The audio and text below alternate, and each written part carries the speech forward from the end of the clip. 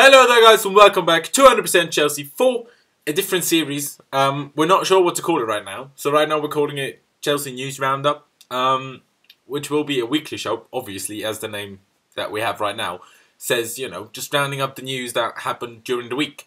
But if you have any better names, please put them down in the comments because we're not really sure what to go with. Obviously, we wanted to go with Blues News first, but then we realised, right, that's what Chelsea TV called their thing. So that's obviously not an option. But yeah, if you've got any other ideas, please leave them down in the comments below. But yeah, getting into the video now, I've got a few stories. Next week, there will obviously be a kind of different show, episode, whatever you want to call it. Because obviously there will be after the transfer, after the international break. So we'll definitely talk about how our players did on the international break, but obviously if there's any other stories that are worth mentioning, I will mention those as well. Anyway, getting into the episode today. So first story is Cahill. Gary Cahill has been named England captain for tonight's game between Germany and England, taking place in Dortmund, which is obviously good, you know, with Wayne Rooney and Jordan Henderson not being in the squad for whatever reason that may be. Yeah, he's taken over as captain, at least tonight. I'm not sure if he'll be permanent captain if those two don't come back, or I don't know. Anyway, he's captain tonight, so that's obviously great. You know, I guess it's always, you know, always a great honour to not only play for your country, but even more so to captain your country. The next story is quite a big one, actually. It's about Thibaut Courtois, and I'm going to quote what he said during, you know, away on international duty. But yeah, I quote it. So he says, I have 2 years left on my contract. So far, we have not talked about a renewal. Would I like to extend? Of course. I'm very happy at Chelsea, and if they wanted to continue with me, it would be great. I do not see myself at Real Madrid. I see myself at Chelsea. I feel like I'm a key to the team. I just laugh when I see the links to Real.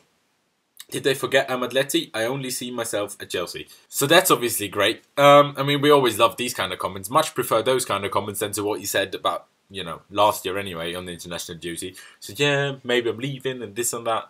You know, wasn't a fan of that at all. But this, I like that. I like that a lot. Not gonna lie. So obviously, I mean, yeah, he did say, you know, did they forget I'm Atleti? So I mean, we did loan him out there for 3 years, was it? So obviously he's gonna.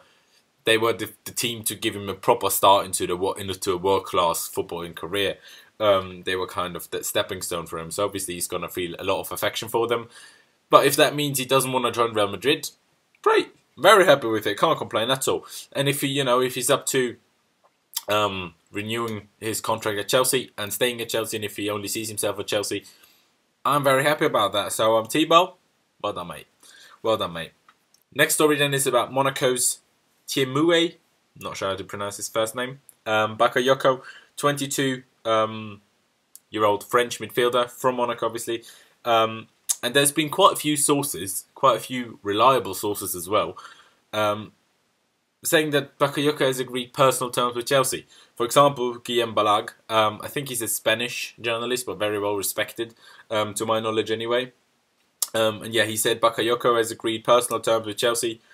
Next step is for Chelsea to pay Monaco more than anybody else for the midfielder, and then we pretty much get him. He was the one who scored the decisive goal against Manchester City last week in the Champions League to put them through to the quarterfinals. I like him a lot. You know, he's really young. He's a holding mid. I like him. He's really strong. You know, I've been very happy with that. Obviously, you know, it's much. So all these rumours, but he's coming and we've agreed personal terms with him. I don't think so. I don't think we've agreed personal terms with anyone. Because it's March. You don't usually agree anything in March, you know. I mean, I could be wrong. But yeah, I mean, I still hope that we get him. And I still think there's a chance of us getting him. But I just don't think it's as far into happening as what some journalists make it out to be at the moment. Next story is one that I'm not too happy with. It's about Diego Costa and obviously him being on... Is he on international duty? I think he is. Talking to a newspaper as well. And he confirmed that he did everything to join Atletico Madrid last summer, to rejoin them. He said the relationship with Conte didn't start well because, as I said, he wanted to leave and he told Conte that. Conte got very angry and Costa said he almost didn't even look at him.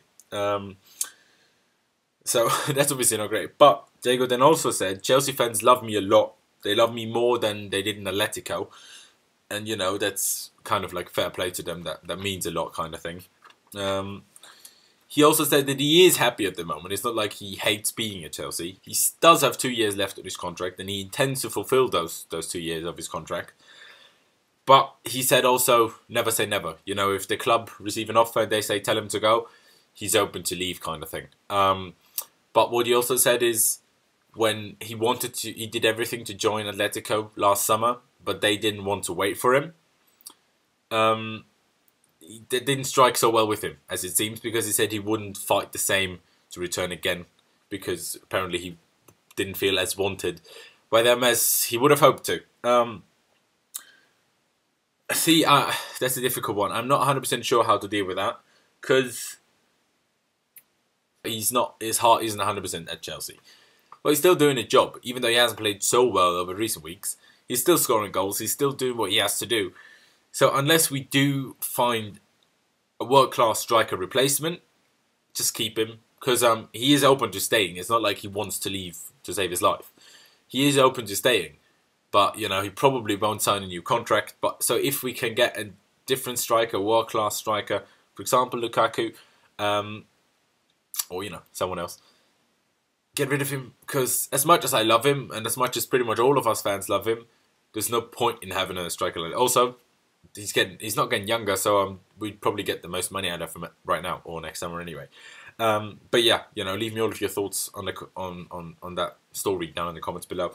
And the last quick little story is Belgian manager Roberto Martinez confirmed that Hazard is out for 10 to 15 days with the injury that kept him out of the Stoke game. See, I'm not 100% sure if those 10 to 15 days meant from when he picked up the injury or from when Roberto Martinez talked about it. Because that's two very different things. It's like 5 days or more in between that. So, yeah, I'm not 100% sure. But he could miss the Crystal Palace game, you know, our game after the international break. Let's hope he's fit for Man City, the latest. That'd be obviously good, but yeah.